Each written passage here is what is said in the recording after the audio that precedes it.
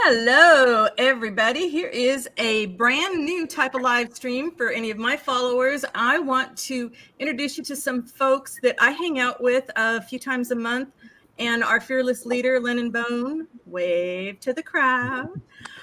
Lennon is our mentor, our coach, our fearless leader, and lover of burritos. And he asks us tough questions all the time that make us think about our art and our creativity, perhaps in a slightly different way. And they make us stretch and grow as creatives, and it's why we can all show up online with you guys and share our work and share our thoughts about it all. So I'd love to go around and introduce everybody.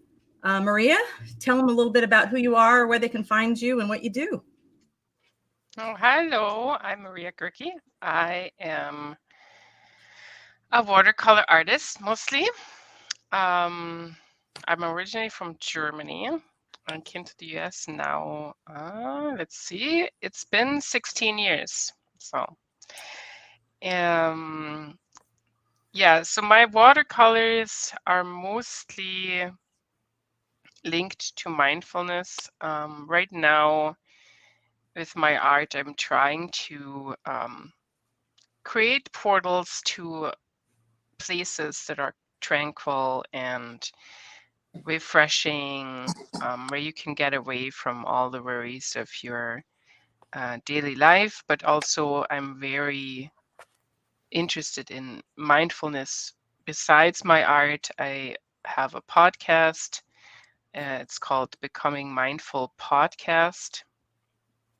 And where I talk with a friend of mine who is also a meditation and yoga teacher about all kinds of things mindfulness related, intersecting topics as well, like parenting or environmental things or feminism, all kinds of things.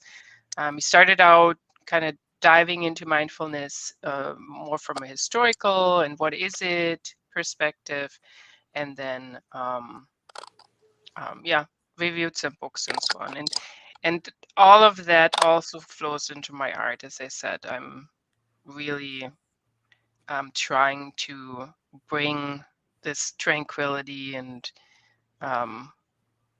calm environment to people's lives. Mona?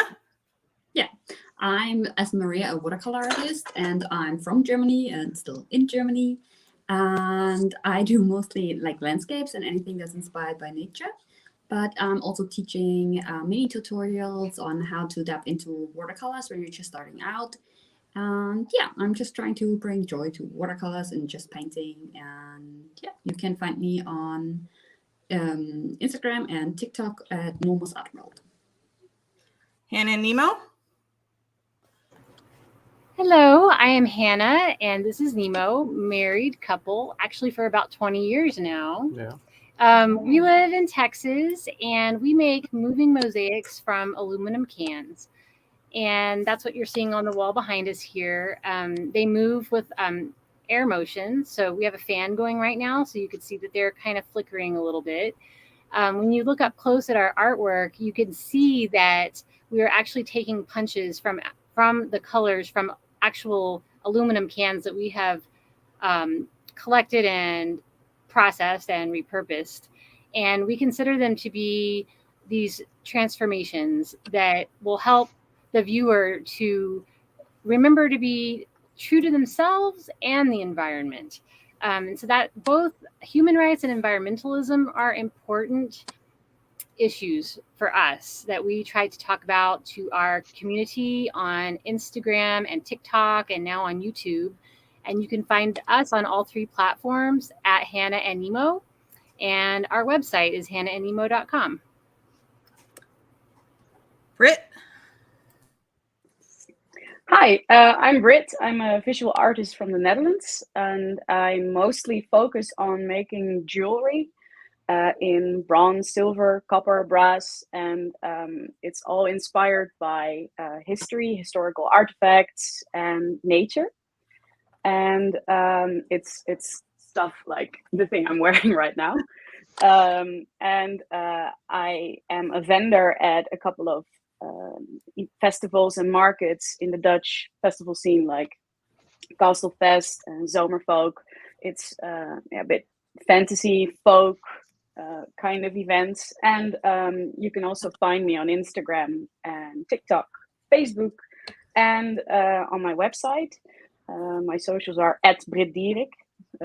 Maybe a bit hard to to follow for the non-Dutch. We have your names down in the description at least. That's great.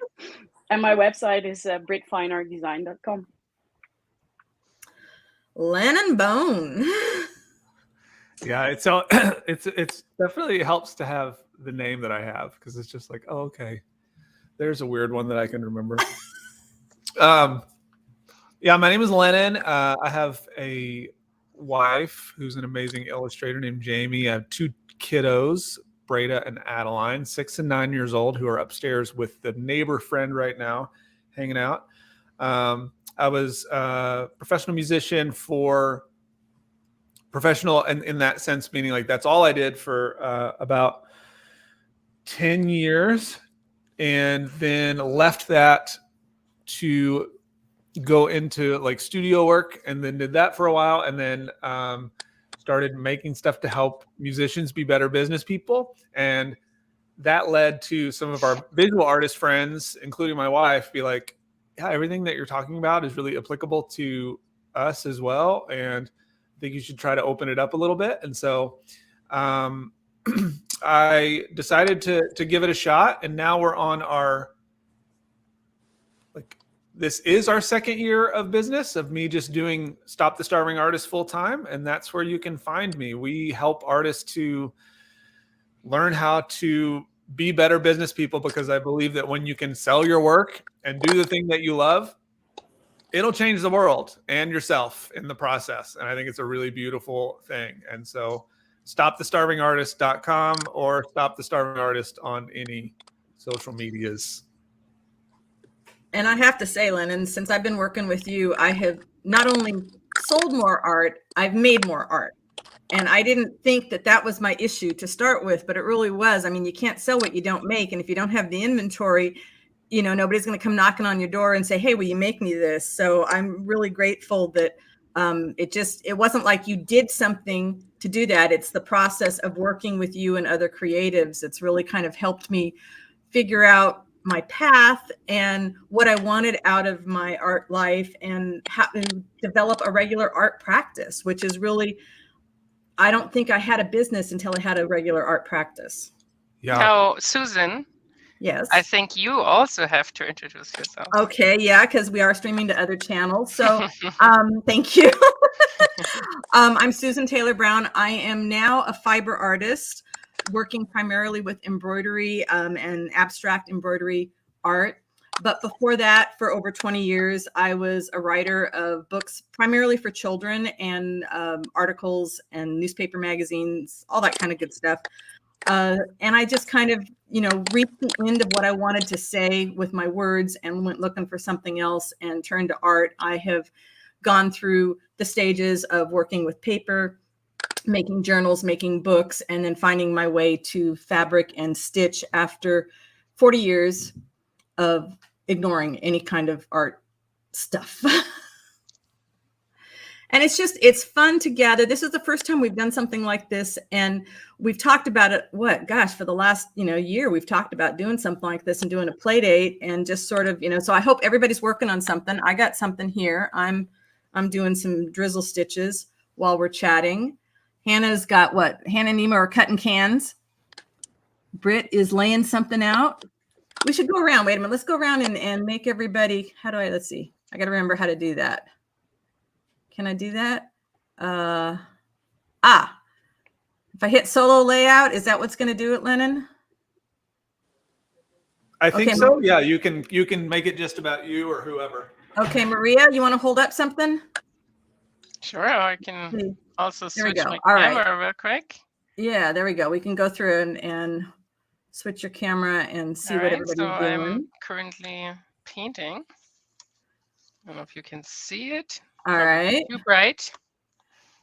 Okay, Mona, you got something ready? Yeah, I'm just preparing something for some thumbnails on my sketchbook. So. Oh shoot, let's see. How do I go back to everybody? Uh-oh. That's There we fine. go. Okay, I did I can that. hold it So, up because it's like this. all right, hold them up. You can just have to hold them up. It's just my sketchbook just starting out, so you can't really see anything. So you sketch first, and then do you use? Is that the paper that you would use to go over? Yeah, like I'm going to do something like this, where I just do little thumbnails for landscapes. So I'm preparing the lines. Hannah, do you like? You guys cutting everything with bare hands, not gloves? Yeah, we get a lot of criticism about that too.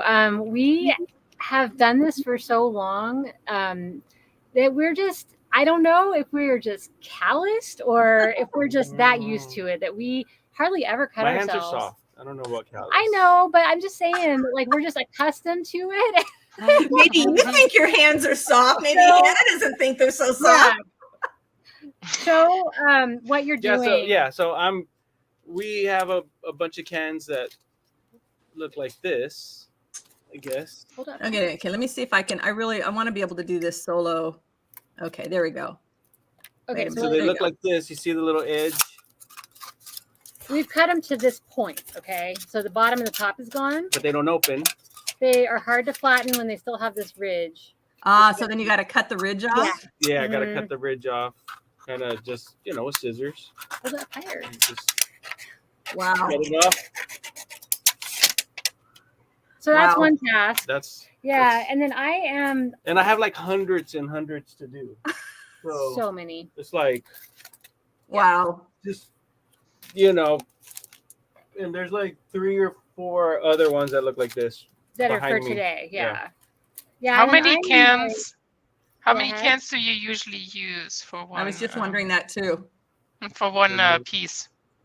That is a really good question, and it's like almost impossible to answer. But like, no, like it just depends. Like we do. Well, what about that one? Kind of like that piece that's right there above Hannah there.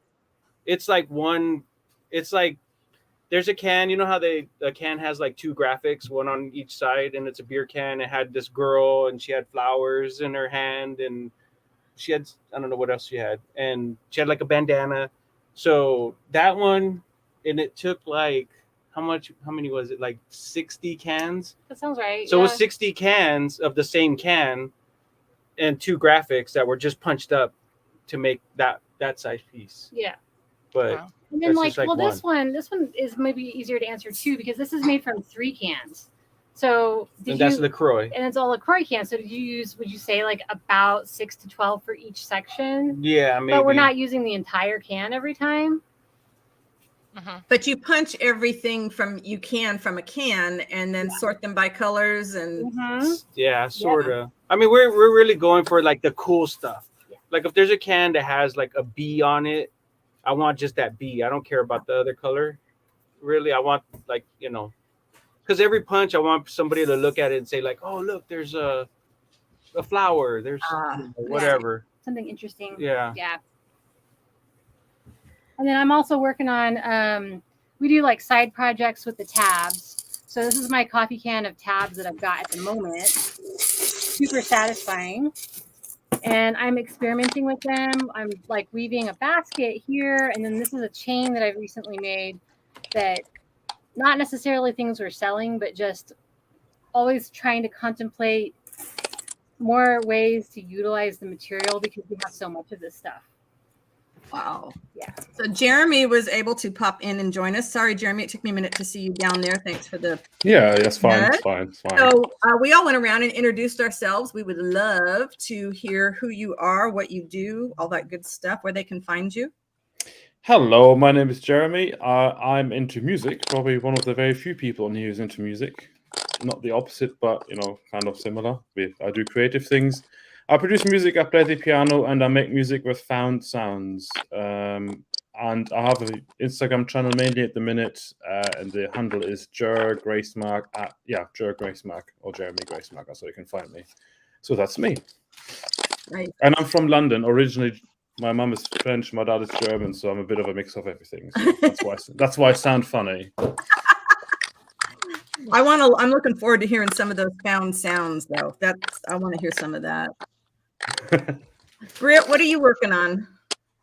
Currently, I am working on a video intro for my own YouTube channel. I want like a collage of sounds because I live in London and there's a lot of public transport, and I'm currently recording a lot of sounds of public transport and putting a collage together and make it kind of musical, though not just like sounds. Like it's got to be somehow musical. Nice. So yeah, that's me. Britt, what's going on over there on your table? I am soldering a pendant. Hopefully you can see it. I'm trying to make the camera.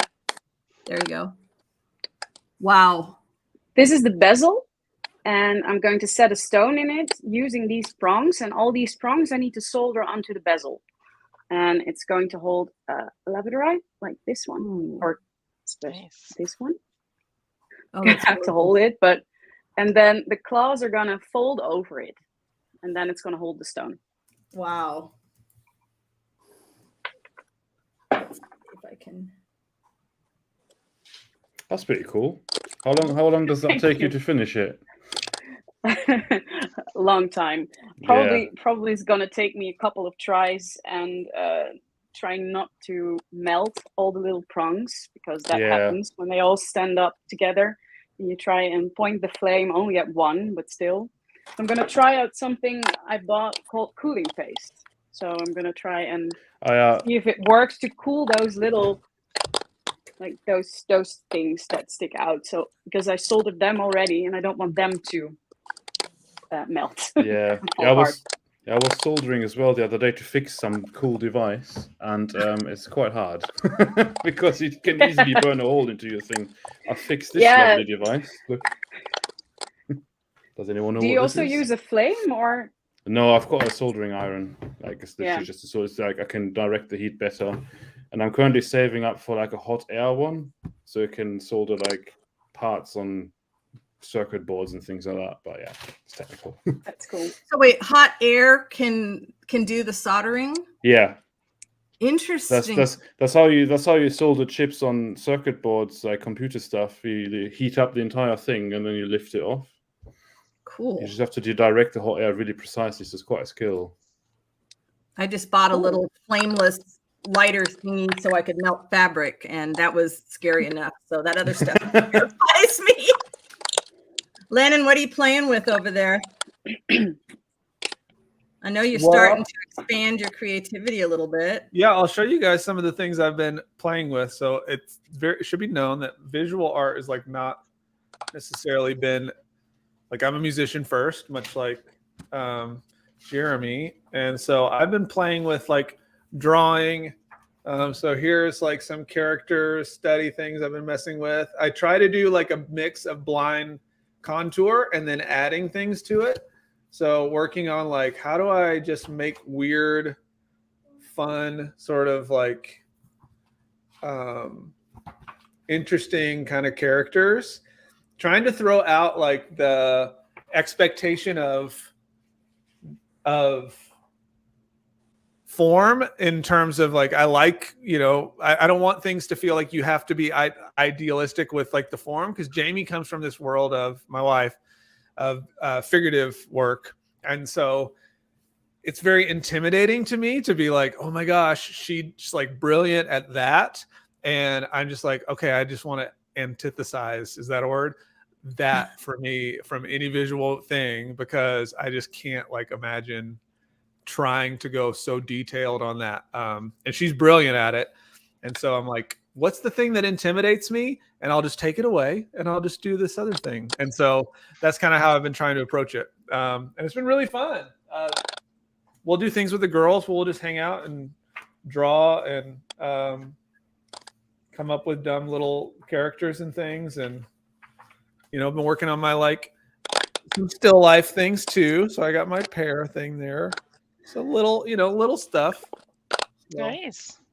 I'm impressed though, because I don't know. I tried picking up the pencil again, and it terrifies me. And I'm sure that goes back to being kicked out of the art class for drawing. So picking up the pencil to do any kind of art, which is why I don't sketch out any of my things. I don't plan anything out, because it's just so reminiscent of being told that, I was never going to understand what I needed to understand in order to make good art. So I should just leave the class right now. And here, let me tell you that I helped you along and I transferred you out of this class, and you can go see your counselor now and decide what else you're going to take.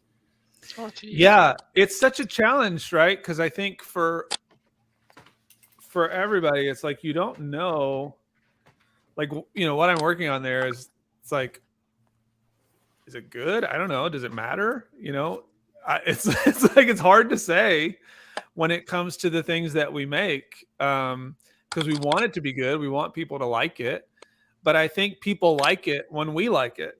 I think that's like how it has to start, because the more that we just feel confident, I think we've talked about this a little bit, where I watched somebody do Zen tangling, maybe. Oh, Barbara, one of the gals here in the audience, she does tons of Zen tangles. Yeah. Oh, awesome. Okay, so I was watching somebody do that, and I was like, oh, that's cool. But then I watched someone else do it, and I was like, oh, it's amazing. And I wondered why. What's the difference between the two? And the one goes, okay, here's the exact steps, blah, blah, blah, and it has to be this way. And the other person went, ooh, this line just went exactly where it needed to. I didn't even have to try. Oh, that's beautiful. I love how that worked out. Just like trusting the process versus making me feel like I had to do something right or wrong. And it just made me like that work more for some reason, because they felt like they were exploring and just letting it sort of happen, and they trusted themselves. It was like a neat thing. So I want to say, I think it's really cool that you are playing with visual art, Lennon, because I don't anticipate that you are going to stop doing your business that you're building at Stop the Starving Artist to suddenly become a visual artist. And so for the rest of us, so Lennon is playing with visual art. What are the rest of us doing that's outside of our chosen art practice to stretch ourselves and let ourselves play? I mean, Hannah's been doing a whole bunch of stuff. Yeah, so what are you guys doing? I do a lot of other things like crochet, and I like to sew and stuff like that. I have something to say too. Yeah. Okay, so Susan had a big box of scraps of leather that she sent me. And as you know, I did make a pair of sandals with it, but I have another thing I made. We sit on the floor. We are floor people. We sit on the floor. We work on the floor. Floor people. Yeah, that just sounds so. I love it. Yeah. But we have these chairs that have kind of an ugly cover on them. So I took your leather, and I don't know. Oh, look! Wait a minute. Let me put this up there. I don't know if you can. I wove. Wow. On the chair. So this is like a folding chair that just sits on the floor and you lean on it, but it's adjustable, like one of those beach lounger chairs. It's just a small little thing, but like I took all your leather and just wove it. So I think it looks so much cooler than it did before. It does. It just looked like kind of junky furniture, but now it kind of looks like something I might hang on the wall. Unfortunately, the lighting isn't that great, but I think you can see a little bit of the weave. Yeah, I can see the weaving on the side where you can see a little bit of the. Yeah, that is amazing. Yeah, looks really fancy. Yeah, so this is just something. Nemo's going to shine a light on it to see if that helps. But yeah, this is one of those little side projects that, like, yeah, there you go. Oh, there we go. Yeah, wow. Yeah, so I love to do things like this, and I can get quite carried away with it too. But I mean, that's something Nemo and I have been talking about lately. And actually, one of the questions I wanted to ask is like, do you guys, I mean, it's kind of like the opposite of like a creative block. What were you calling it? The creative overflow? Oh, yeah, a creative overflow. Like, we get creative overflow all the time. And like, although I personally have reined it in a lot. Mm-hmm. So, yes, for a while there, Nemo was painting, learning guitar, writing music. Yeah. He wrote an 80,000 word novel. all at the same time. Yeah. Do you not? I knitted a Oh, whole bunch. knitting? I was knitting a He bunch. made sweaters. He's making like real clothing. Like, Do you not lose like focus there? Because I have similar problems. Like I watch things, I find a lot of stuff cool, and then, oh, I'll try that, and then I've tried so many things and I tried nothing in the end. No, But the only thing I lose is sleep. Just yeah. But we're a good match for each other because like we let each other do this, but only like to a reasonable extent, and then one of us will notice and we'll be like, hey, wait a minute, I think that we are going down a path that's taking us somewhere that's like maybe it's fun and interesting and we're enjoying it, but like we do have responsibilities to ourselves. Like we still have to earn a living, so we kind of need to focus on our bread and butter stuff this week and maybe circle back around. The other thing we've done is we'll pick and choose, and we'll kind of like say, okay, for now I'm going to have this one hobby, like the chair that I wove. We have 2 of those chairs, but I only did one and then I stopped. I'm like, okay, that's enough of that for now. Let's focus again. And then when I'm starting to feel that urge to do something different, I'll work on the other chair so we have a matching set. So Yeah, that's nice.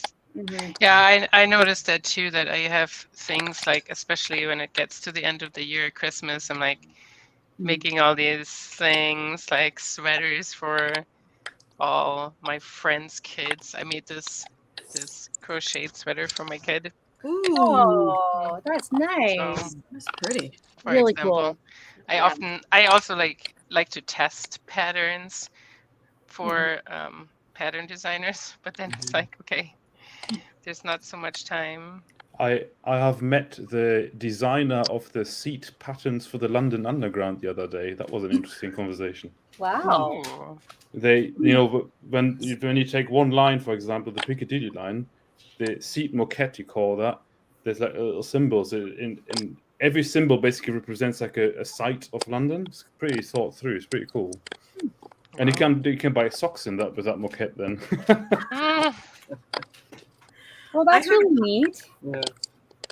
Heard a podcast yesterday. I was listening to him while I was working, and I think the guy's first name was Nate. His last name was Silva. He's written a few books, but he was talking about how he keeps a folder of future possibilities for all these ideas because he's got this idea overflow. They're always coming. He wants to do all those things. And it's the one that he just can't stop thinking about that, keeps him up in the middle of the night. That's the one he works on first. But he's like, sometimes I'll work on that one in a burst for, a few weeks, a few days, sometimes a few years if I'm writing a book. And then, when I'm done, and I go back to that folder of future possibilities and pick something out. But I think that's sort of what creatives do, right? We never have a shortage of ideas. I mean, but I tend to stop doing things I'm not good at. And you don't get any better at it unless you keep doing it. But I do know that I stop doing things if I'm not any good at it. Yeah, I have challenged myself because my background is music and video editing and stuff like that. I designed my own music cover. I don't know if I can show it, but I would have to share my screen. Is that possible? I don't know. Should be. Share screen. I'm working on it. Okay, let me know when you get it there, and I'll put you Yeah, on. Yeah, it should work in theory. And I feel like I'm the opposite. I do what I'm terrible at. Yes. To try to learn something new. Yeah, I'm a terrible guitar player. But I get all excited about, it's like, oh, this looks like a really cool thing and I want to do it. And then it's like, oh, it's going to be really messy. And I don't necessarily want to make the messy thing. It's going to be a hot, messy thing that's got to be done outside. I don't want to do that. But also I tried it a few times and I wasn't any good at it. And I think maybe it's as I get older, I realize there's that passage of time. There's only so many years left, so if I have another, I'm gonna be 65 in a few days, if I've got another, 30 years, how do I want to spend them?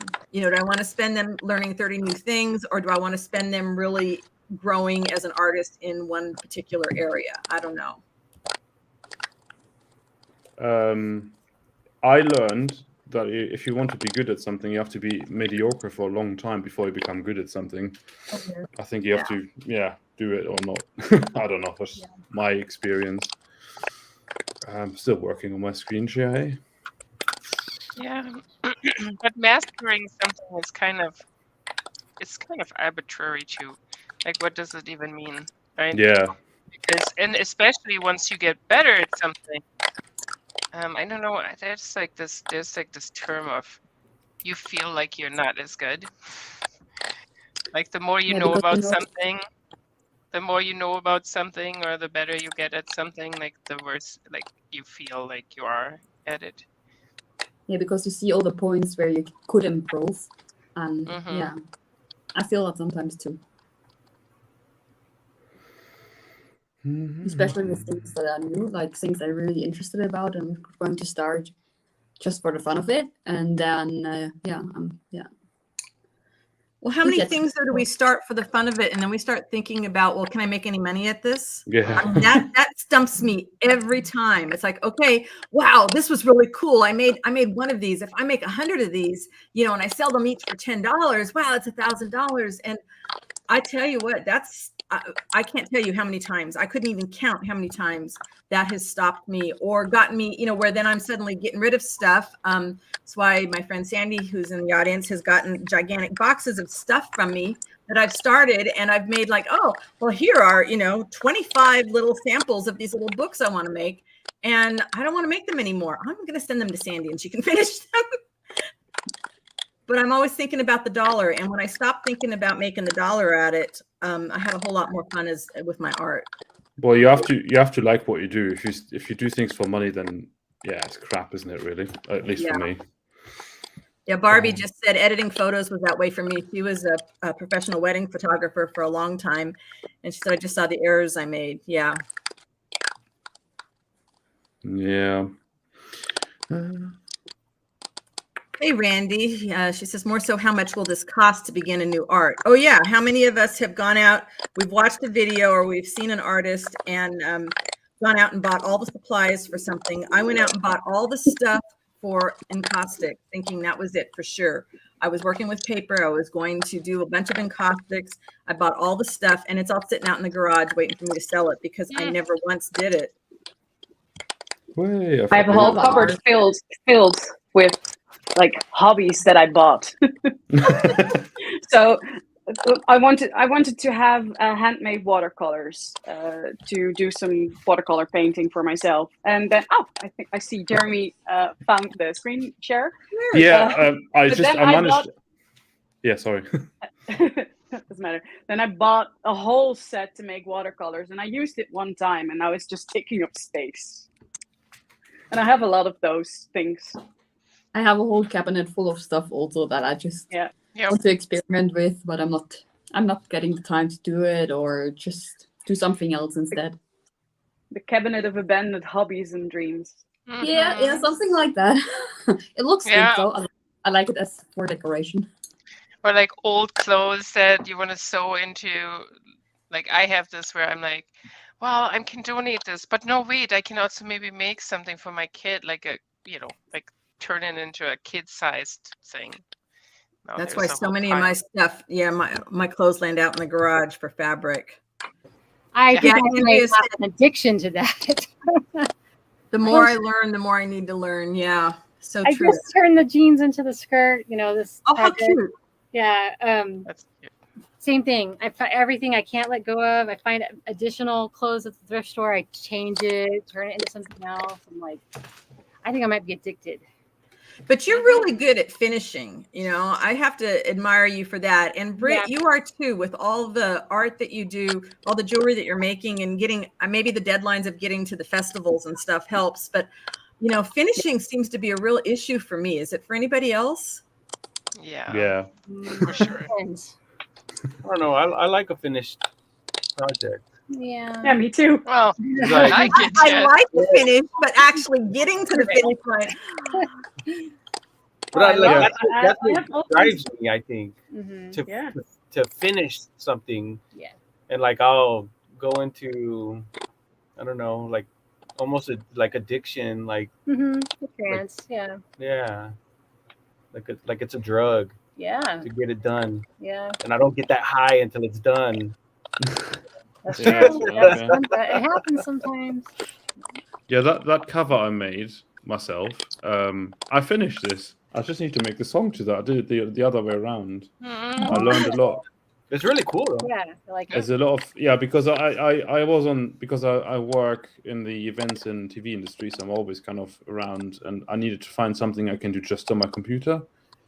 And I then tried Adobe Illustrator, but then went over to Affinity Designer, and I just love vector graphics. I found that quite cool, like drawing it and then making it smooth, gradients, and adding textures and all that kind of stuff. So yeah, that was my first venture into, well, not my first venture, but my first play with graphical, visual stuff like that. One of the viewers, Sue, said, I enjoy the creative process, but generally don't enjoy whatever it takes to put a finish on a piece. And I think that's where it is with me, although I don't know if it's the process of that. I think for me, I know that when I finish something, I'm going to want to put it out there in the world, and then it's going to be judged. And I'm sure that's why I've got like 10 pieces right now that just each one needs probably a couple hours, and they could all be done and go in the shop. But instead, I decided to spend the last 4 days reorganizing some stuff in the studio. And I'm sure that was just avoiding finishing, because when it's done, they can be judged and be found lacking. And, that's something I just really continually work to try and get over. That's or it's kind perfectionism. of like sometimes it's also kind of like the boring stuff that you don't want to do. It's like, okay, this was really exciting. Or what I sometimes have, if I get into something and I'm really excited about it, and I do it for hours on end, and then I have to interrupt it for something else. Like I have to put it down for a day or so. And then I can't get back into it. Like, Yeah. I should have finished it right then, because I was in the zone. I was in the moment for that particular project. I don't know. I remember hearing something where it's like if you that last 10% is the hardest for most people, because it's that, I think for many of us, it's like, well, when is it finished? It's number one. Sometimes you don't know. Yeah.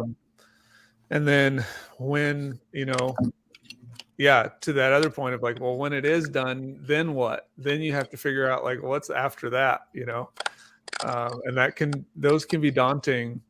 And I'm curious because like a lot of people said they have stuff that they've bought to start things, but then didn't start it. Like why not start? What got you excited to buy the thing, and then what stopped you from starting it? For me, it's been looking at the project. It's been a lot about learning what kind of artist I wanted to be, and I've spent a lot of time studying other artists to understand what I enjoy about their art. And is it something that I really wanted to replicate, or is it just that I enjoyed looking at it? And that took a lot of confidence for me to get to that point to say, okay, this is art I enjoy. I love looking at encaustic art. Absolutely love it. I'm fascinated by the layers and the milky feeling that you can get from just burying things, and the vintage feel you can get. But I realized after I bought all the stuff that I really wasn't that interested in my brain. There was no story for me. It was all mechanical to think about doing it. I didn't feel inspired.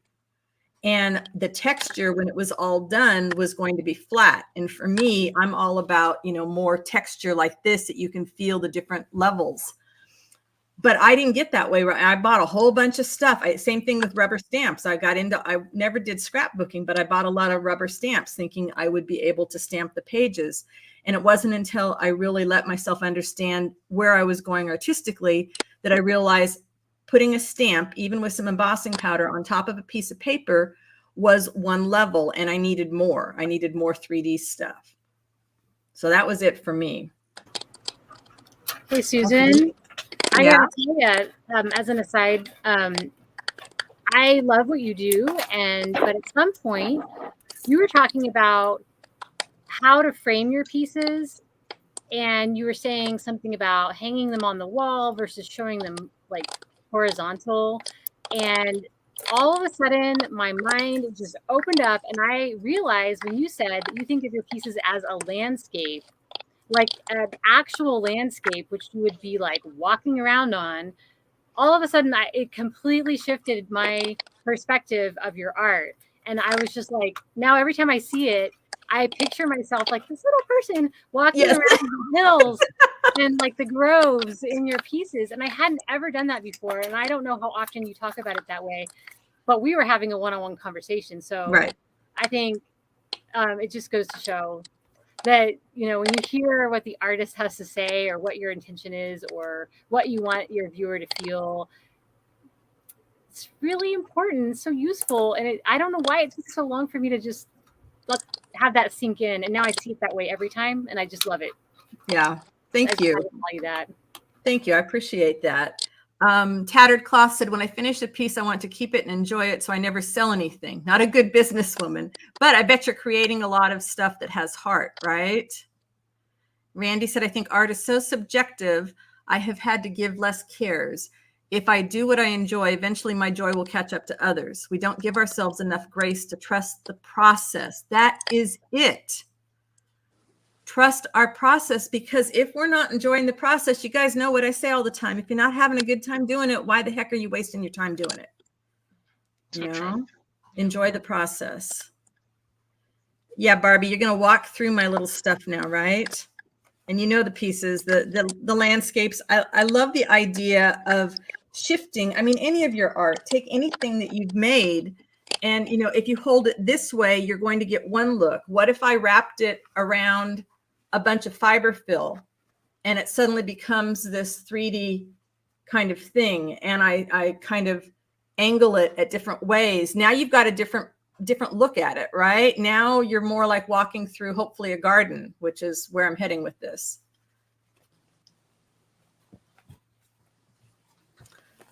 I love all that. That's so cool. And I thought about that too with some of your more 3D stuff, Susan, that I've been seeing on, like, as you've been working on the website. I'm like, oh, this is such a cool. I don't think I've heard you say it that way, that it's more like a landscape. So I love that. Thank you.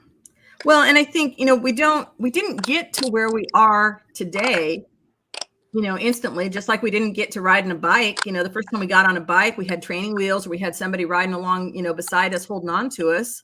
You know, I didn't get to where I did a whole lot of things that didn't work for me, which was why I ended up with the Land of Abandoned Projects on the website, because it's stuff that I tried and it was like, nope, doesn't interest me to keep going. I'm going to stop when I'm not interested anymore. And some stuff still intrigues me enough to hold on to it. I have pieces hanging on my design walls that they won't land in my abandoned projects, but I don't know where I'm going with them yet, but I still love them enough to hold on to them, you know, and some stuff just needs to simmer like a good soup.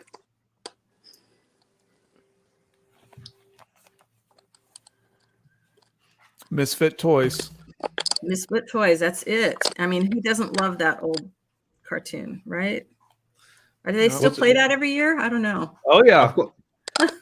I've got a question. What's everyone's favorite color and why? And why? Yeah. Green for growth. Absolutely. When we bought this house and it was surrounded by windows, and I said I was going to paint every wall green, and one of the contractors said, that's a whole lot of green. You're going to feel like you're outside. Yes. I'm like, absolutely. Yes, make a statement. I love that. I love making statements, to be honest. So right now I'm living in landlord white, but hopefully that'll change in a year or two. I love blue, like the blue you can see over there. And why? Like dark blue. I like the combination of cooler colors like blue and gray with warm wood furniture, and I love old things like this lamp. And the closet behind me, that kind of wood, and that combines really well with blue. And what about everyone else? Colors? I like white. White. All right. Yeah, I know I'm weird. You are weird. Yeah. When we bought our cabin, so we live in a cabin that's like an off the lot kind of shed. We ordered it to be the square footage and the dimensions that we wanted, and I told the guy, he said, well, what color do you want the main color and what color do you want the trim? And I said, well, I want everything white trim, white main color. And he said, well, it's just going to look like a giant tissue box. That's boring. But So we didn't buy it from him. well, actually, we didn't buy it from that guy. Yeah, I got mad and I went to a different dealer. But anyway, the point is that our house now is just like this little white, like, I don't know, a diamond in the rough kind of feel to it. Like we are surrounded by beautiful nature. And I feel like our house is part of the landscape and not like dominating the landscape. So that's why I like the white. I feel like it's not like, I don't know, like we haven't, like I don't commit to colors because I'm always worried that my favorite color is going to change. So I'll let my favorite color change in terms of like what I decorate with or what I wear, but not like the things that are sort of like more permanent. Because like right now I'm in the phase of wearing like fall colors, but I used to always wear blue, you know. So yeah, like brown and red. Brown and red now. I usually say my favorite color is clear. Clear. But that's a joke. Yeah.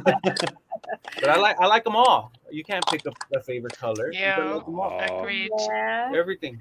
I know we all like colors, but if you had to pick one, that's the question, isn't it? No. For a while, Poo-poo Brown. green. Oh, Nemo. Poo-poo green. Baby Poo-poo poo. green. He's a contrarian. Nah. Yeah, that's fine. I would have never guessed that about Nemo. Fluorescent, muddy colors. The fluorescent muddy. Oh, color. I love muddy colors. You know, people would always say when I was painting, it's like, oh, don't mix all your colors together. You're going to get mud. I'm thinking, what's wrong with mud? I love mud. It's brown. It's the color of the earth. I never minded that, but it's why I also wasn't ever any good at painting, especially watercolor. They get muddy easily though. Yeah. A few more favorite colors going on here. I Lennon? like well, for the longest time I had the teal Bordeaux combo. Was like my favorite. I don't know, it has something, I don't know, it just fits together. It's very You use a lot of those Mediterranean maybe. colors in your work, Maria? It's all over the place. Interestingly, although I always thought red was my favorite color, I do not use red very much in my paintings. Yeah, I don't think you have to use your favorite color in your work all the time. No, it just doesn't work out that way. Because I paint a lot of nature, and there is some red here and there. Actually, unless you paint water and stuff and sky, like probably plant-wise, it's mostly green and browns and that. Yeah. You know. But yeah, those were like my favorite colors for the longest time for like clothing. I like those. Otherwise, like for like architecture, or well, not architecture, but like, you know, interior and those kind of things, I think I do like mostly the natural colors like wood and like the lighter browns. Yeah, that's my favorite. That's cool. Although I do like a good red brick, that's nice too. In London, there's a lot of yellow and red bricks, which is really cool. Yeah, I like that too. Mona? Yeah, for me, it's I painted it here. It's Berlin green. That's my favorite one at the moment. But they change all the time. And for me, it's like when I see this color, I think of like a mystical winter forest scene. And I don't know. That's just why I like it right now. Oh, Andrea said, I've noticed some artists wear the plainest of colors and then paint with so many colors. It's interesting, yeah.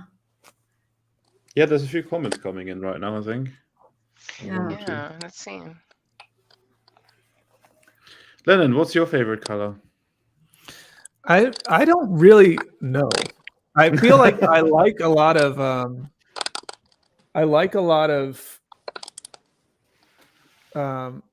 it's like I don't trust my gut on it sometimes, because sometimes I like really just bright primary colors, right? But then when I'm messing with like the website or something, I'll pick more of a pastel-ish blue or like some sort of like, something that's a little different. And so it's interesting because when I'm just looking at things, you know, I can, it varies so much. So I feel like I'm sort of with Barbie. Like I feel like I can't commit to something, and I wish that I could, but I think it's part of it too is that I want to have a better knowledge of like color theory and things like that. Something that I want to be better at. But you need to go check out the Color Cube. Again, this podcast I've been binging on lately. Had Sarah. Does anybody know her? Sarah, last name starts with a D. Disher. She's in Australia, and she's a coloring book artist.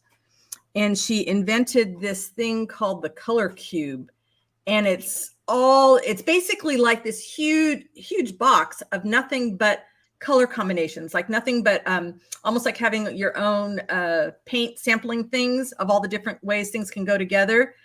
I've got to post the link in our group to this guy's podcast because he had a lot of good people on there. And yeah, just having somebody else, even if there aren't the colors I want to go for, I can usually pick 2, but it's really better to have 3.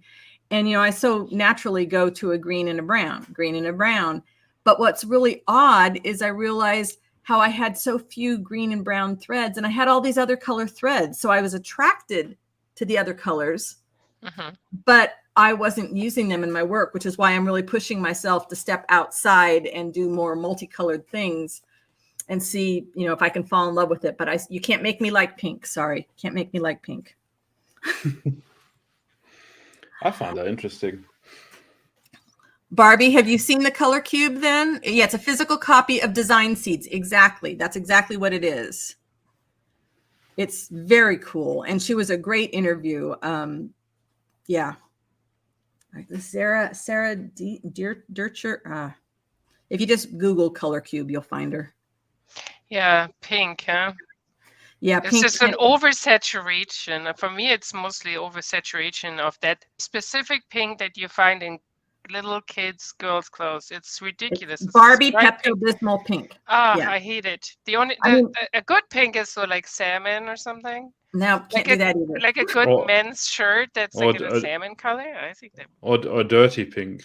Like what do you call pink? that? Old pink like or whatever. Like rose. Oh yeah. The Queen's pink. Isn't there a shade of pink that's considered to be a neutral? I think so.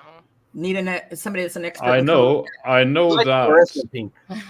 I live with someone who's a graphic designer. I know that pink back in the days in medieval times was a very expensive color and was actually a manly color as opposed to a girly color. Yeah, blue was for girls because it's more calm and Yeah. Which is I found really interesting. Like people used to wear pink, men like in fighting, like some armor was like pink as well and stuff like that. So it's pretty interesting. Yeah, for strength and courage and. Yeah. I can do a jeweled pink, like if it's a really deep, rich pink. I'm going to say something controversial. My favorite color is purple. I love purple. That's not controversial. That's a very royal color. For me, purple. The reason why I like it, I do a lot of light programming, designing for TV shows and all that kind of stuff. And purple is exactly 50% red and 50% blue. So it's a cool color and a warm color. It's very ambiguous. I like that. It's pretty cool. So you can't commit to red or blue. So you go with purple. Yeah, and it looks cool. Like, it's funny because I mean you have German roots, and Mona probably knows this too. Like purple. There's this thing in at least my grandma or the older people used to say this all the time with purple. Purple, die letzte Versuchung, which essentially means like this is the last. Like it's kind of like I don't know how to describe it in English. Like it's almost like it's not like anti-sexy. I don't know if that makes sense. Yeah, I just like the way. I mean, I like very bold colors for my music stuff and all that. Like for example, I've got an orange on purple. I put my logo in orange and then on a purple background because if you put that on a big video LED wall when you play a gig, it really slaps, for the lack of better words. And I like that. It stands out. Like pastel colors just don't do that kind of stuff in my technical world. But if I had to paint my house, that'd probably be a different story, I think. Saying that, though, when I had my first flat, years and years ago, when I was 18, 19, we moved out, my kitchen was bright yellow with green, and my living room was bright red with gray or something. So it was all that. Yeah, I just love colors. Our last house, we had a huge library, literally, to house our over 10,000 books, and it was painted a very deep red, looked like an old English library. It was always the favorite room in the house for anybody that came over to see it. Yeah, I'm all about statements. Because when you look at people's houses right now on Instagram, you scroll through, it's all gray. I don't mind or gray. sad beige. Sad beige. Yeah. I don't mind gray, but you have to combine it with something, don't you? Otherwise, it's just yeah.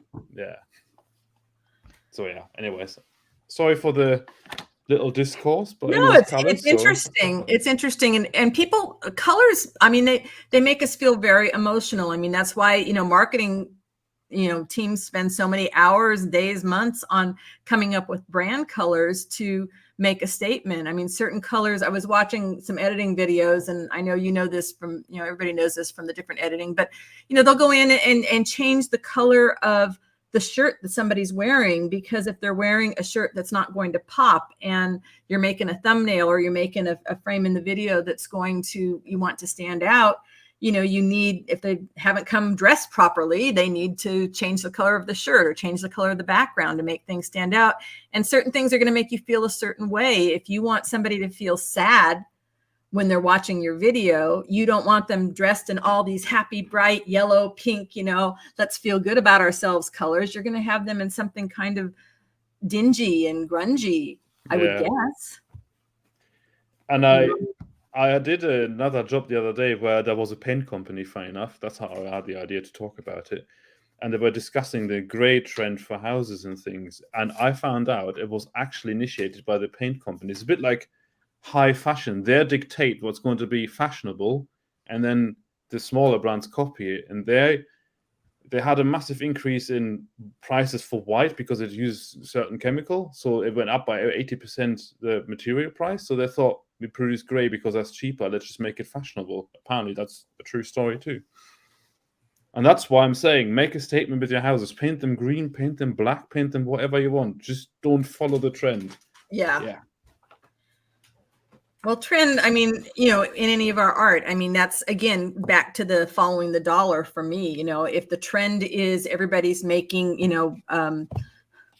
little circle things that they can put, little magnets that they can put on their fridge, and I hop on that trend, by the time I get my circle magnets made, the trend is already so saturated that, and I'm not going to have fun, making them anymore, because now I've got 1,000 of these stupid little circles and nothing to do with them, because, nobody wants, I can go around the corner. I can order from Alibaba or whatever it is and get them even cheaper from China. Yeah. I've got a cardboard box with 500 iPhone 5 cases because I had the idea once to decorate them and sell them. I sold 2, and then I thought, oh my god, this is not worth it. I'd stick to music. I can't do this. I bought all sorts of stuff with it, and same kind of story, really, I suppose. So if anyone wants an iPhone 5 case, I've got plenty. So now you need to get into abstract art, though. You need to paint them all these different colors and then create this great big thing. And you'll be I know. This modern artist. That's actually a really cool idea. Like, make this mural thing out. Yeah. I was going to say, Hannah and Nemo might just start their next round.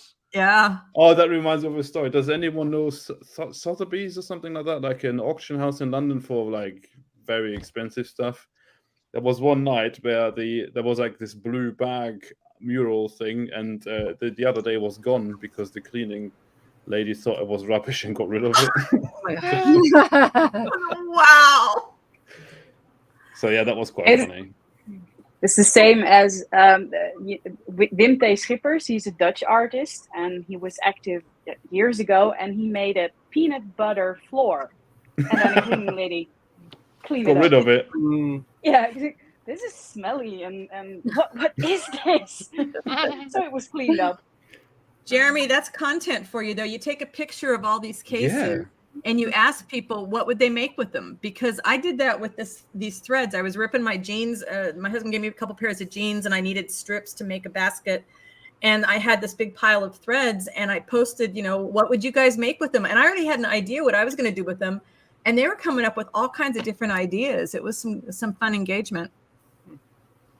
Yeah. And Hannah's already got her mind going over there, right? Yeah, I know she has. Yeah, I know. Yeah, I constantly anything that we can like line up in rows or radiate, like that always. I mean, they're all clear cases, so one has to do something with them first. Oh, they're clear cases. Oh my, alcohol, ink, and paint, and I think they're clear or they're white. One of those two things. They're neutral, so you can put stuff on them. And are they plastic? Yeah, they're like this soft, bendy plastic. So then you could take an awl and you could get some holes through them and stitch them together into some weird stuff. I wanted to make a wall out of them. Like yeah. a Tetris wall. A Tetris wall. Remember that art show that we went to that had the mouse pads?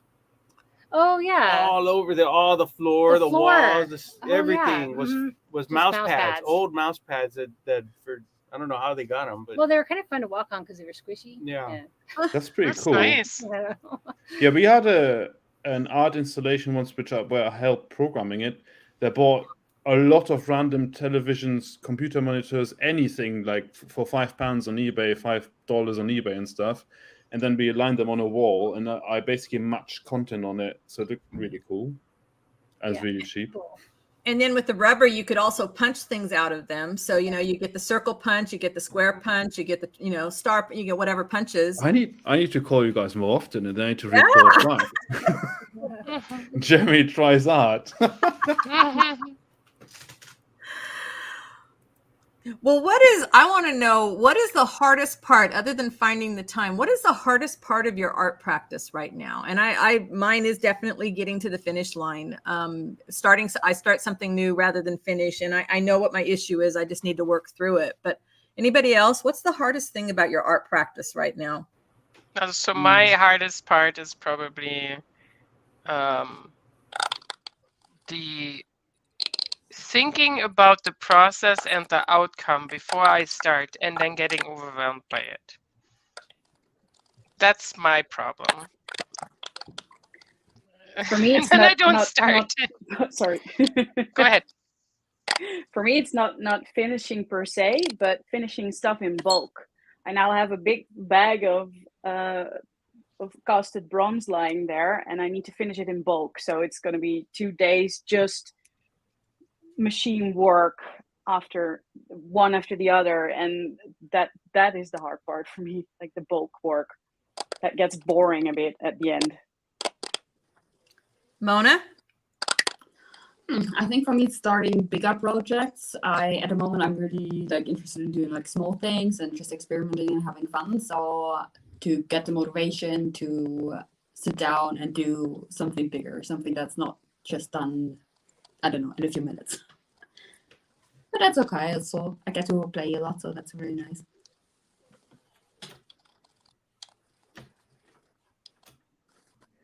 Hannah?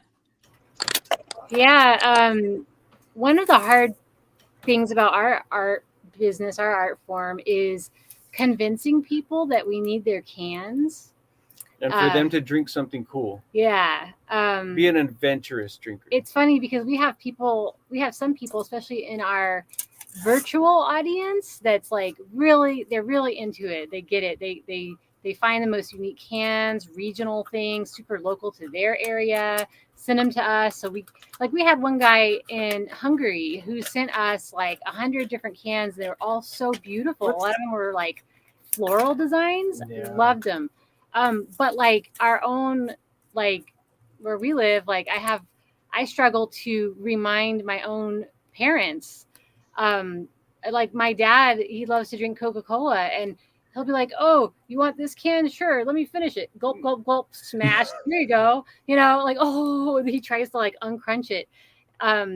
They know what we do. They've seen us do it 1,000 times, and yet they watch us sitting there in the front of our yard cutting cans. Yeah, and still for some people, they're just, and I don't know, I'm not gonna accuse anyone, but I think they don't think that what we do is a valid way to earn a living. They don't it's like they almost don't really believe it. So when we say, no, we really do want your can, and yeah, we want that Coca-Cola, even though you might think it's kind of boring.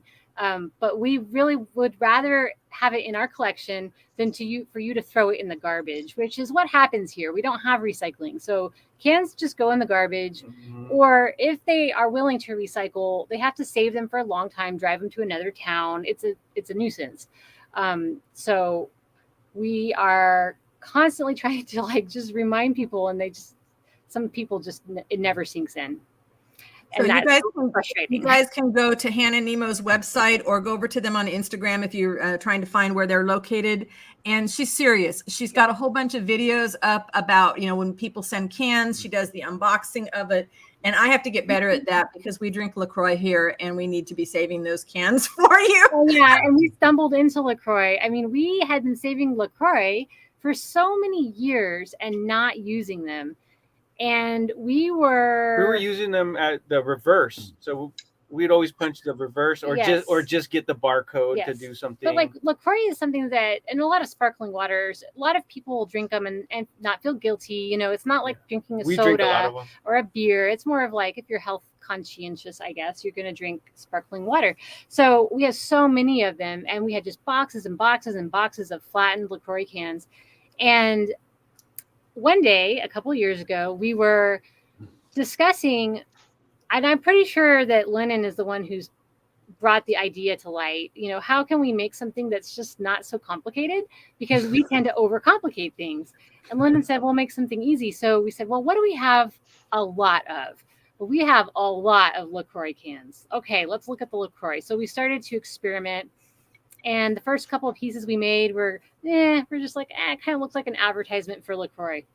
But then we noticed that the LaCroix colors are very watercolory, and they also are kind of representative of like a primary, tertiary color wheel. And we realized that we could have them very easily flow or gradient into each other. And that piece there is the LaCroix piece that has the lemon yellow, the green lime, and the blue pure LaCroix. Which they don't sell anymore.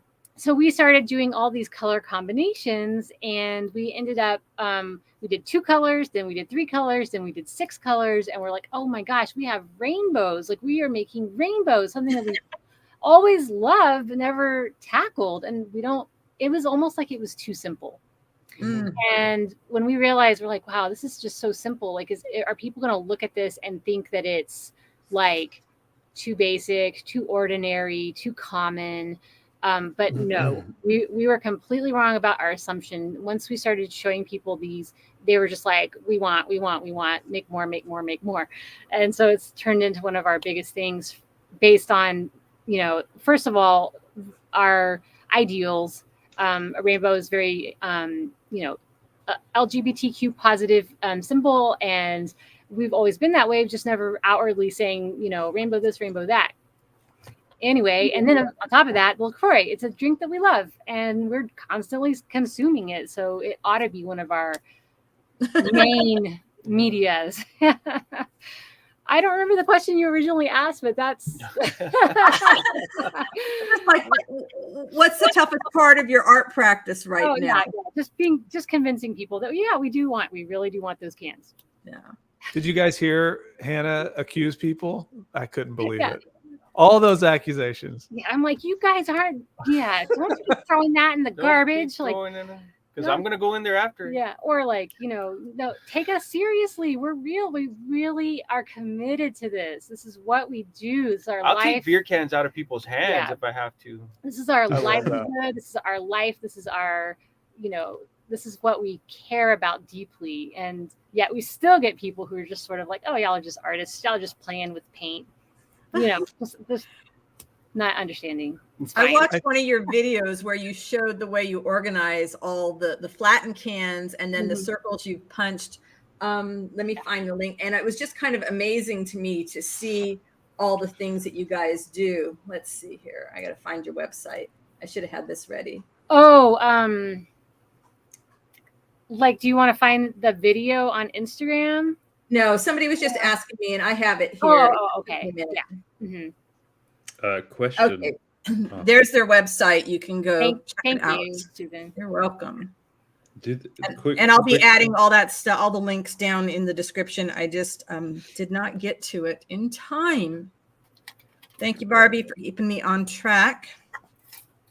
So Lennon, what's your let's ask Lennon something he asks us all the time. Lennon, what are you struggling with? What's coming up for you right now? Why is that? Yeah. What is that, Lennon?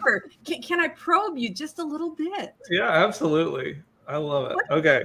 I don't get people asking me questions, so I'm into it. I was just sitting here thinking how nice it is that I don't have to lead this conversation, that I'm just getting to like hang out and listen. It's really fun for me. When it comes to practicing art, I've brought this up to you guys before. There's like my background is like is music, and so when I left touring, I started getting into more commercial work, and that left me getting into this place of like trying to fit into a very specific box. Like literally they'd be like, oh, you should make something that sounds exactly like this or this, whatever. And I realized I wasn't great at that. And it left me feeling really, I think to your point, Susan, of like somebody criticizes you for something that it's like they're criticizing you based on someone else's style versus like your own, it's such a backwards thing.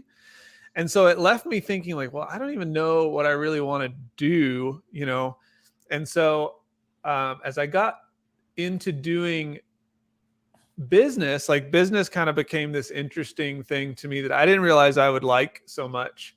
And then when I started to get back into wanting to do art, it was twofold. It was like, one, I didn't know how to play anymore because everything had to be like, I'm just so used to assignments, like, oh, go do, like, this is what you need to do, and I was afraid of assignments at the same time because like, well, then I have an expectation. And that's scary. So that's like a big part for me is like, it's hard for me to just go and play and just like be open to anything being sloppy and just like not even caring. And so that's the biggest like issue. And then the other part is like not knowing where it fits for me right now. Cause it was such an escape for me before. And now I don't need that escape in the same way. It was like, it helped me be when my mom died, like making music and doing art was like the thing that helped me cope when I was dealing like being in an alcoholic family, like making music was like the safe thing. And now I don't have needs for finding that safety. So it's been a challenge to kind of come back to it and say, what is my relationship to that as an established adult who doesn't need it in the same way that I did as an adolescent getting into an adulthood. I don't know if that makes any sense. It does. And I've been thinking about this myself lately. And you've talked about this before in groups with us about the stories we tell ourselves, and we have to rewrite the stories because, I was thinking about creating a piece of content about being asked to leave the art class, and, that had come up, and it was like, okay, so I'm trying to write this script, and I'm thinking, Richard Bach wrote this book, Confessions of a Reluctant Messiah. I don't know if you know the book at all, but he wrote Jonathan Livingston Seagull. And you go through this whole book and he's giving you all this advice about living your life and doing things to follow your, whatever your bliss. And at the end of it, he says, but everything in this book might be wrong. And I'm thinking all the stories I've been telling myself, what if they're all wrong? What if I don't, I'm 65 years old. I don't remember what was said word for word back in the 7th grade. I remember how it made me feel. And I have to rewrite those stories. And that's probably one of the hardest things as a creative, I think. Well, just as a human, but as a creative, it affects us, I think, on another level because it affects how we put ourselves out there in the world and whether we put ourselves out there in the world. If we've been telling ourselves we're worthless because of some story in our head, we have to rewrite that story so that we can go out there and say, well, maybe I'm not worth this. Maybe I'm just a little bit tentative. Maybe I'm just a little bit inexperienced. Maybe I'm just a little bit shy. and I can go out there and rewrite my story and say, okay, maybe he didn't really say you suck at art. Maybe he said, this doesn't look like you're having a good, I don't think he said you're not having a good time, because back then we didn't talk about having fun creating things. You did things according to the rules. But maybe I could rewrite that to say, what if instead this teacher just had a really bad week and he just came over to me and said, Susan, it doesn't look like you're enjoying this. Maybe you should go find something you like to do more. That would have been a completely different story than saying, you're no good at this, you need to leave, and I've already transferred you out of the class, go see your counselor. That part I remember. Yeah. You know, so I think we need, but we've got to go through those experiences to get to the point of where we are now and be able to rewrite the stories. I did not have the emotional capacity to rewrite my story when I was your age, Lennon. There was no way. Yeah. I was still wallowing in I suck. It's so interesting, like that, that you say that, because the other part of the story that I tell myself a lot that would definitely be a block that I didn't, for whatever reason, didn't think of it. Because that's the other thing too, right? Is like that sometimes there's stories that we don't even see them as stories. It's just like, it's so just there that you just don't even think about it. It's like, we don't doubt it.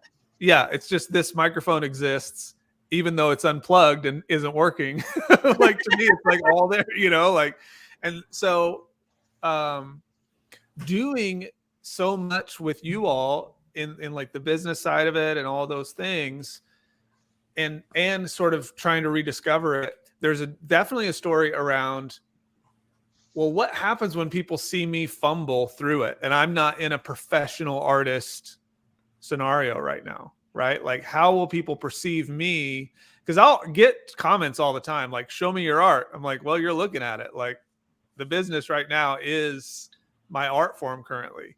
So, but what does that look like to people on the outside coming in? Like, oh, here's this dude that is telling me how to do this thing. So there's a lot of fear around, like, because people won't know my heart behind it or the experience that I've had throughout my life. In a moment, they'll only see like, oh, here's this thing that this guy's trying to figure out, and he's telling me how I should be running my business. I'm like, I get that. Those are rightful, like, criticisms, so it's, but then it's like, you tell us, I mean, then you haven't found your people, because the right people, I do the scroll right past all those perfectly curated reels, all those perfectly curated pictures where everything looks up. I'll look down and I'll say, oh, okay, she's had 1,500 responses. Is this? And it's like, now you're set up for a photo shoot. The people that get on there and talk about their business with all their perfect settings, or they're wandering out in the garden with the birds or sing, I don't trust them because I don't feel real and I can't relate to them. And I love seeing people fumble. I love people showing the crappy parts of their work, the crappy parts of their life, and saying, hey, look, you and me, we're alike. I struggled with this. I have ugly backsides of my work. I bet you do too. And you know what? It's still art, because on the other side, it's still something pretty. I want to see the fumbles. I want to see the falls. I want to see people pick themselves up every time they get knocked down, because that tells me we're alike. And if you are so perfect that every time you pick up your phone to take a picture, it's this perfectly museum curated photo shoot, I don't trust you, and I'm just going to go right on by. Yeah. Soapbox, Right. somebody take it. Yeah, because you don't see the behind the scenes, you don't see the human. Right? It's just, if it's like the finished, it's kind of like with art. And I've thought about this too when making watercolors. When you start out and in the middle, and actually my painting is in that stage right now, you get to the stage where it's kind of like ugly. Like, it's just, you have to trust the process. At some point it's going to look good. And then at the end it's going to look good. But if you only show the end, right? If you only show the finished product, nobody's going to see that. Nobody's going to see the middle. And if they then do see the middle for someone, and they're not used to it, they might just be like, what is this ugly? Like, they can't paint or whatever. But it's, and the same with like, your life or something. But then realistically, no, everyone is like that. Your life is not picture perfect. You know, how many moments out of your day are picture perfect? Not many. Exactly. Yeah, Well, Barbie I says mean, I switched. I am, but But by the way, yeah, if you want to see the ugly, if you want to see the ugly stage of a painting, I can show you this right now. well, I just heard There. Susan talking about my ugly backside. This is the ugly stage. But it's not the ugly stage to the rest of the world, too. That's the other thing. We're not qualified to judge at what stage we're in that ugly, you know, the stages of our art. I don't think we're qualified to judge that. I think we all bring, you know, if you're someone like me that's been told you suck at art, and then you ask me to evaluate your art, I'm going to look at your art through the view of my experience. Right. You know, Yeah. despite Lennon's ugly backside. Yeah. Yeah. But I have been seeing this weird trend of people like asking for, oh, that's beautiful, Roxanne. I love that. I've been seeing this interesting trend around people, especially young people, which always makes me a little unnerved, doing critiques of other people's work. And I'm like, what? Why? Like, what is the purpose of that? You know, like, what are you really getting from that? And it really kind of lights me up in a way. I haven't made a lot of talk, like, I haven't talked a lot about it, but it's something that has been kind of burning me a little bit, because I'm like, what are you learning by feeling like you have to get someone else to critique your work? Like, what's the goal of that? Like, I guess I see some of the goal. The goal is like, well, I want to be better, so help me, you know, but it's just like open critique. It's not like, hey, how can I have better, you know, how can I use color better, you know, or how can I like be better at my composition? It's just like, here's an open critique, and somebody's like, this person's using derivative blah blah blah, and I'm like, really? You know, I don't understand that side of it. I don't know if anybody has any insight on it. Well, you shouldn't really give critique if it's not asked for. That's my opinion. Well, they're asking for it, but there's no specific ask. It's just open critique, which feels like then you're just asking for somebody to attack your innate, you know, thing in some way. And I feel like that can be detrimental, as opposed to saying like, I'm working on this. Can you help me figure this out? You know? Do you think that maybe the question they're not asking is that they're seeking external validation because they don't have that confidence in themselves? I mean, sure, yeah. Every time we post our work online, we're looking for those likes, right? We're looking for those shares. We're looking for somebody to say, wow, that's amazing. Even if we're not asking for that, and even if we're not asking for a critique. But I think if we ask for a critique, I know when I was writing, you know, we would have critique groups, you know, when we would do that sort of thing. And then you would go to a conference and you would pass your stuff around. And yeah, the worst ones were the ones where they didn't say, tell me what you want help with. Are you questioning your character motivation? Are you questioning your plot? It was just like, well, read this and tell me what you think. Yeah. And that's just too wide open, because yeah, it's like saying, well, come along and slap my dog for me, because most people are not, they feel like if you're asking the question, you want them to tell you something's wrong with it, when really you're too afraid to say, you know, I did this and this makes me happy and I'm so proud of this work I did. I just want to share it with the world, not asking for anything. Yeah. Yeah, I think that's really it. It's like that. I just want to see more people be like, no, give me guidelines here. Like, let's ask better questions. Let's, you know, respect someone's intuition and say, like, what is the thing that you're really trying to highlight, and how can we help you highlight that, as opposed to, but that's the problem with most things, I feel like, period, is that people try to make everything one way, and it just doesn't, it's always well, you're either this or you're this. It's like, nope, we're always this, always. You know, Yeah. which isn't either this or this statement, by the way. Two things can exist at the same time, even if they may be contradictory to each other. And I like the idea of asking better questions. I mean, how much more interesting and enriching would our lives be if we just asked better questions about everything?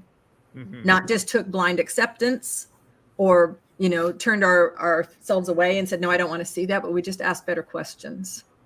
Well, Absolutely. I have a question. What? Who's going to hate me if I leave because I have a call? Yeah, we need to. We've gone an hour and a half, and you guys have been awesome. I'm looking forward to doing this again. You guys have to talk and decide who's going to host the next one. But this was terrific. Anybody that's hanging out there in Lurkerland, thanks for hanging with us. And you can go visit everybody's sites, go find them on the socials, and we'll do it again sometime. Yeah, let's do it again really soon. I think we should make this a bigger part of like. I like the idea of doing it maybe once a month with our, you know, on our alternate weeks. Yeah. Why don't we all put our websites in the comments, because then people don't have to come back and find them later. That's awesome. Go ahead and do so. That would be great. But I will still go ahead and update things in the description for the replay. If you're looking for art critiques, I'm doing them.